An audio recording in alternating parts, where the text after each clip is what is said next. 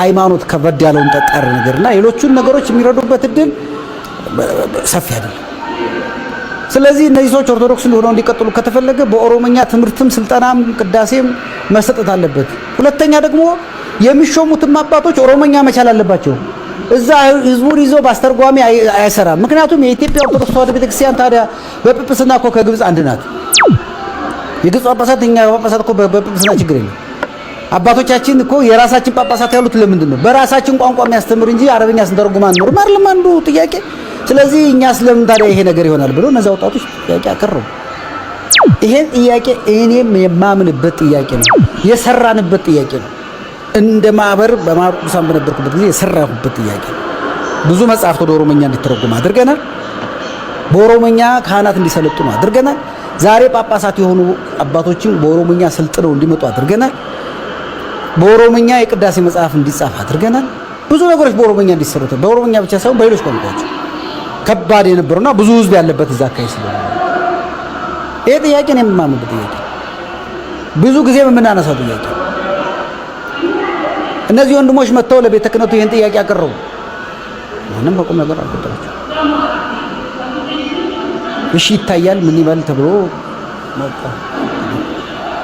በሌላ ጊዜ እንደገና ይሄን ጥያቄ አቀረቡ።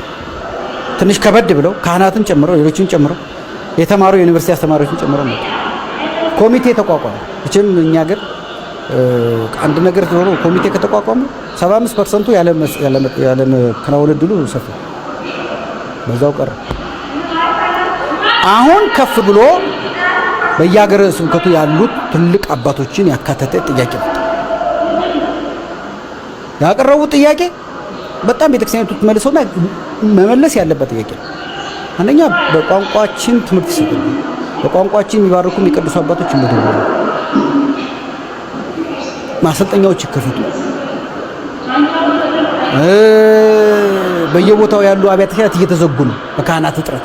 ለምን? ካህናቱ በኦሮሞኛ ቋንቋ ማስተማርና መቀደስ ስለማይችሉ። ስለዚህ ካህናትን በየጊዜው የሚያፈራ ይሰጣል። እንዲህ የሚል ትክክለኛ ጥያቄ የሐዋርያዊነት ጥያቄ ነው። ይሄ ጥያቄ አሁን ይሄን ጥያቄ ለመመለስ ከፍሎ በቤተ ክርስቲያንም በኩል በቤተ ክህነትም በኩል ምላሽ እያገኙ ያሉ ጉዳዮች አሉ። ግን በተለያየ መንገድ እንደምሰማው ከአባቱ ሙሉ ሙሉ አልተመለሰም። ግን ግለሰቦች ያደረጉት ጥረት ነው የነበረው። እንደ ቤተ ክርስቲያን እንደመዋቅር ምላሽ አልሰጡም።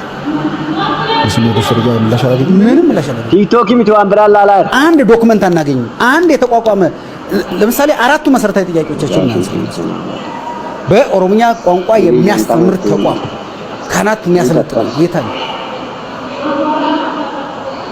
በኦሮሞኛ ቋንቋ ሊቀድሱ ሊያስተምሩ የሚችሉ ጳጳሳትን አብራችሁ ሹሙልን ነው ያሉት። መቼ አደረጉ? ከፊል አስገራሚው እኮ መሰለኝ ለምሳሌ ትግራይ ላይ በትግርኛ የሚያስተምሩና የሚቀድሱ አባቶች ናቸው ጳጳሳት ሆነው የተመደቡ። አማራ ክልል ላይ በአማርኛ የሚቀድሱ አባቶች ናቸው የተመደቡ።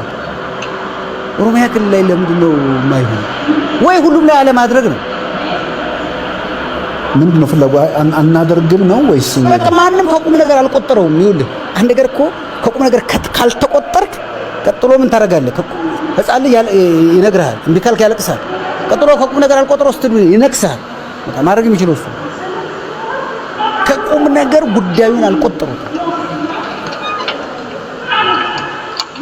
ይሄ ነው እኮ ገፍቶ እንዲመጣ በዚህ በሚታሰበው መልኩ መምጣት የነበረበት ጥያቄ በማይታሰበው መልኩ በማንፈልገው መንገድ መጣ ነው። ታሪኳ ተገሎባት ነው ስትቆለበች ፓትርያርክ ተሰደውባት አባቱ የተሰደዱት በህይወት አሉ እንበል ስለነበሩ አባቷ ሞተው እኮ የት እንዳሉ ሳታቅ ልቅሶ ሳትቀመጥ ፓትርያርክ ነው የሾመችው። እንረሳዋለን እንጂ እንዴ በቤተ ክርስቲያን ታሪክ እንደውም ልንገርህ ፓትርያርክ በህይወት እያለ ፓትርያርክ ተቀመጠ የሚለው የመጀመሪያው ጥያቄ መነሳት የነበረበት ያን ራሱ አቡነ ቴዎፍሎስ ይሙቱ ይኑሩ ማን ነገረ? ማንም እንኳን ነገረ እስካልታወጀ ድረስ እኮ በቤተ ክርስቲያን አንድ ሰው አለ ነው የሚባለው። አንድ አባት መሞቱ እስካልታወጀ ቤተ ክርስቲያኒቱ አርፏል ብላ እስካላወጀች ድረስ አለ ማለት ነው። ስለዚህ በሱ ምትክ ማንም አይሾም ይጠበቃል እስኪረጋገጥ ድረስ። መቼ አረጋገጠች? መቼ አዘን ተቀመጠች? መቼ ፍትሃት ፈታች? በኋላ አይደል አቡነ ጳውሎስ የመጡ ጊዜ ሐምሌ 5 ተብሎ የተከበረላቸው ያኔ ነበር። ጥቁር ከለበሰች እውነት አቋም ከነበረና ሃይማኖት ከሆነ ጉዳዩ ያኔ ነው።